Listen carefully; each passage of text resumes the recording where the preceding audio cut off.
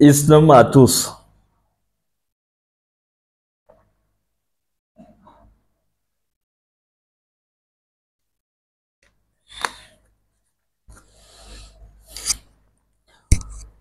Ok, vous avez l'image.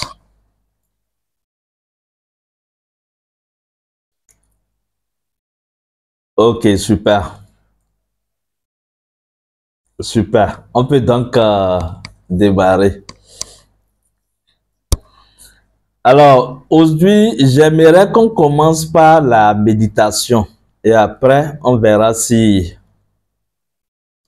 on peut échanger un peu pour voir qu'est-ce qui a avancé à votre niveau et quel est mon devoir ou quelle est ma responsabilité ou obligation envers vous pour votre accomplissement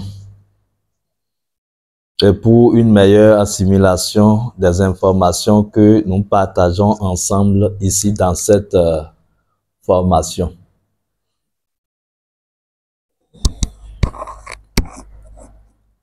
Comme nous l'avons dit, je pense que c'est mieux comme ça. Hein? Non, ça peut aller. Alors, comme nous l'avons dit dans la séance dernière, nous allons faire la méditation qui suis-je, la technique numéro 12 de la formation La lumière de l'être. Il s'agit de la méditation qui suis-je.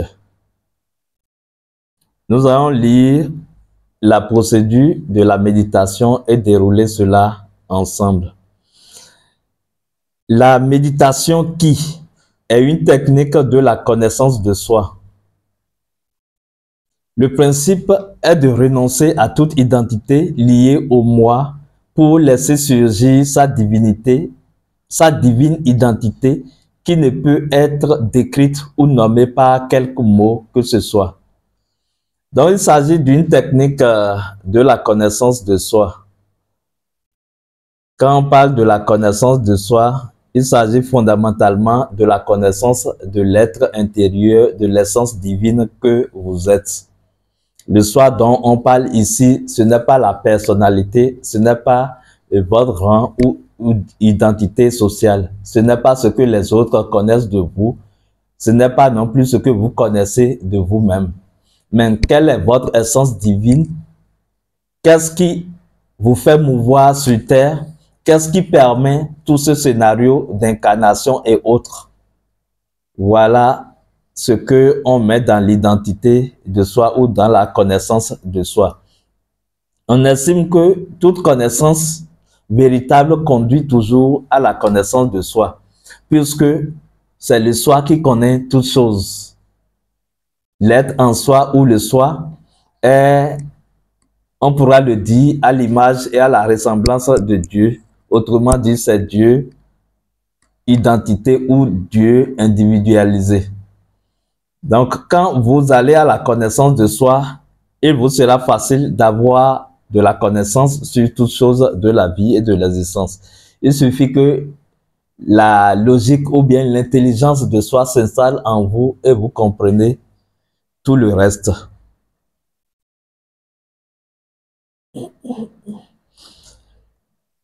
Prendre la position de méditation, se détendre, respirer, considérer son corps physique et tout ce qui est lié au corps physique.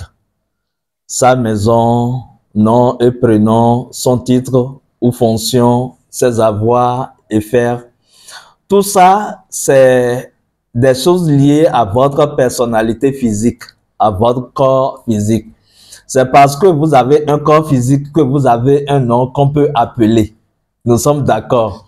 C'est parce que vous avez un corps physique que vous avez une fonction dans la société. C'est parce que vous avez un corps physique que vous avez une maison que vous pouvez habiter. C'est parce que vous avez un corps physique que vous avez des choses que vous possédez. D'accord? Donc, nous allons passer par ce premier niveau d'abord en considérant le corps physique Même si vous n'arrivez pas à considérer les choses autour de vous, une fois que vous considérez votre corps physique, tout ce qui est lié au corps physique est déjà impliqué. Et à partir de ce moment, ce qu'il faut faire alors, c'est de renoncer à tout cela. Et on va passer par des affirmations. C'est toujours bien d'affirmer des choses quand vous allez en méditation.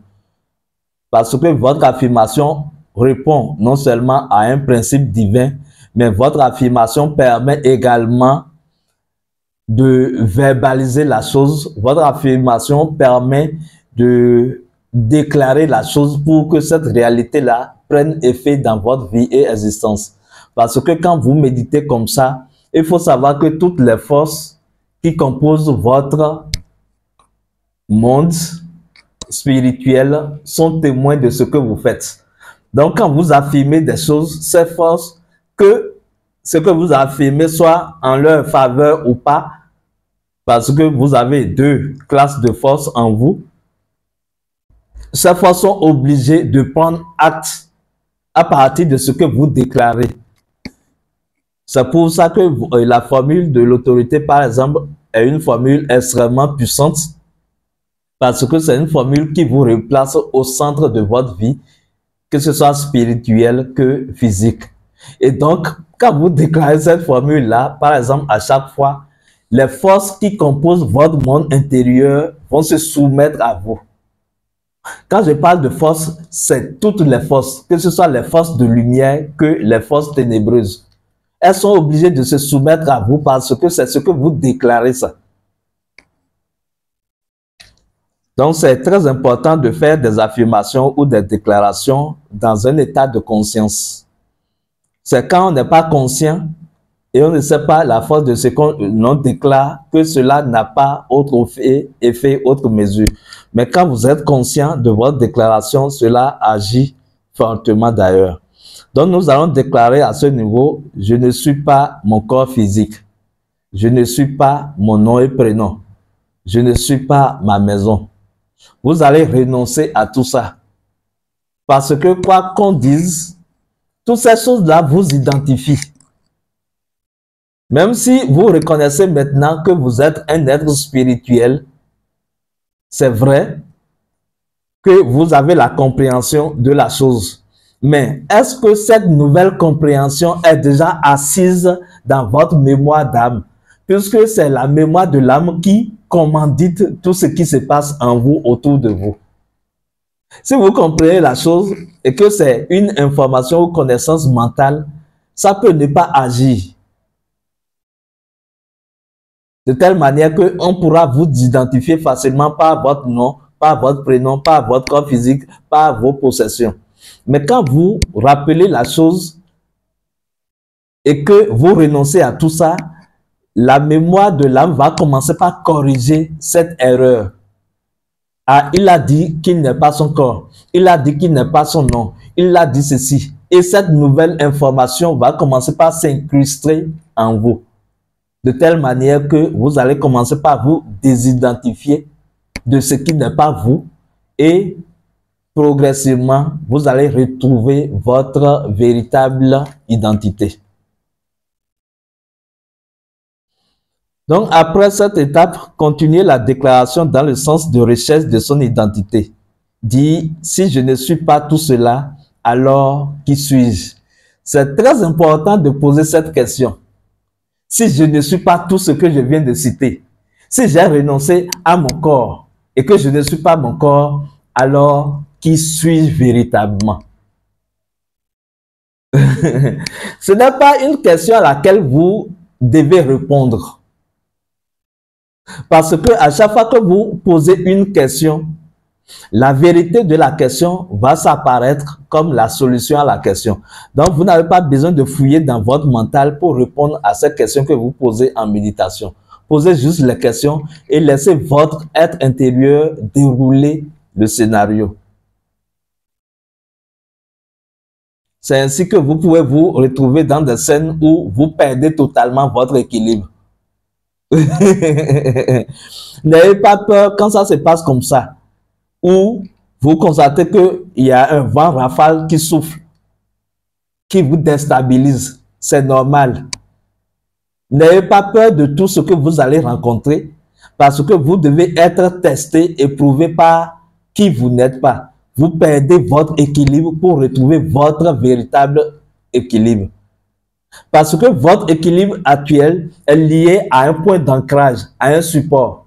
Et le support que vous avez, généralement, le support que les gens ont, c'est leur corps physique, par exemple. Mais quand vous renoncez à cela, il peut se provoquer, il peut se passer un déséquilibre.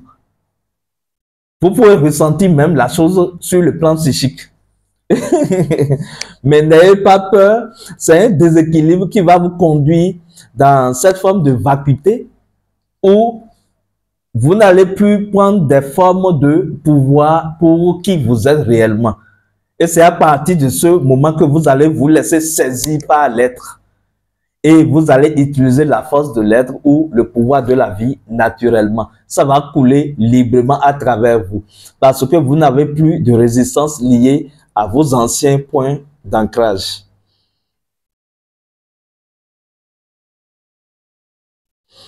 Donc, après cette question, vous allez passer à l'étape suivante où nous allons considérer l'âme et tout ce qui est lié à l'âme, à savoir les émotions, les désirs, sentiments, et nous allons renoncer à tout cela par des affirmations. Je ne suis pas mon âme, je ne suis pas mes émotions, je ne suis pas cette colère, ainsi de suite. Et on continue toujours la déclaration. Si je ne suis pas mon âme, alors qui suis-je? Qui? Vous pouvez même ne pas dire qui suis-je et dire que suis-je, peu importe. Ou quoi suis-je, peu importe. Parce que cette identité vers laquelle vous tendez n'est pas un être humain pour que vous dites nécessairement qui. Ce n'est pas une chose pour que vous précisez quoi. Donc, que suis-je? Qui suis-je? Quoi suis-je? Peu importe. Cela va vous conduire nécessairement quelque part. Après ça, on considère l'esprit. Quand on parle de l'esprit ici, il s'agit de l'esprit mental. L'esprit qui produit les pensées, idées et mémoires.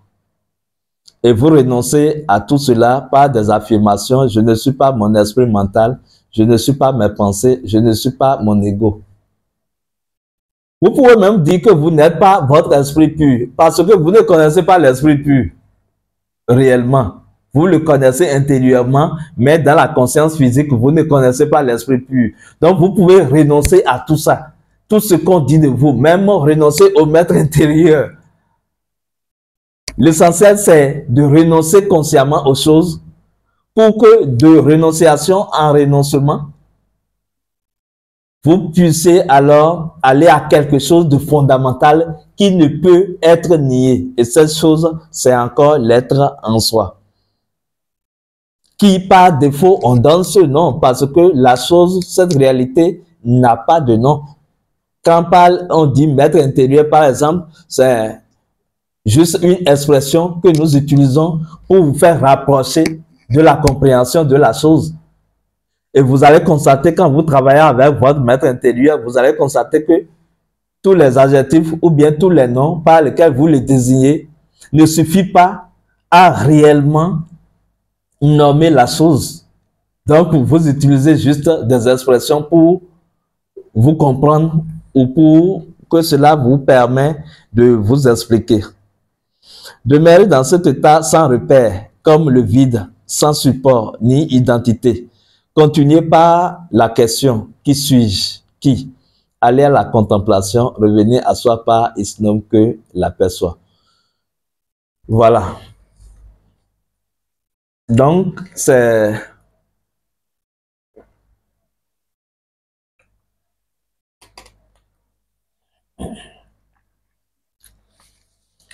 la méditation que nous allons faire rapidement. Nous allons prendre le temps de nous ressentir dans cette méditation.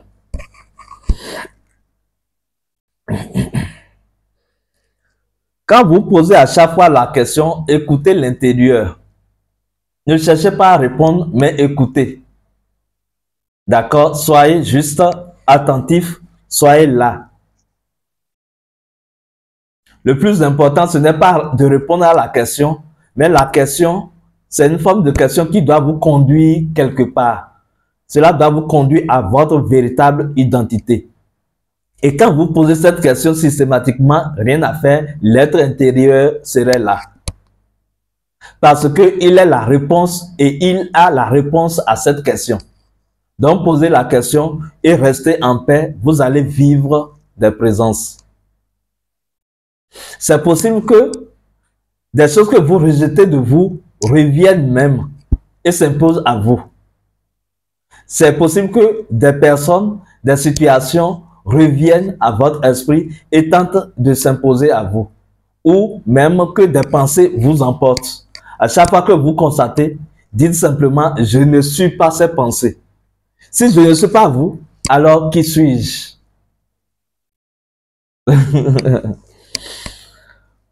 Je vais couper ici et relancer pour que ce ne soit pas trop long.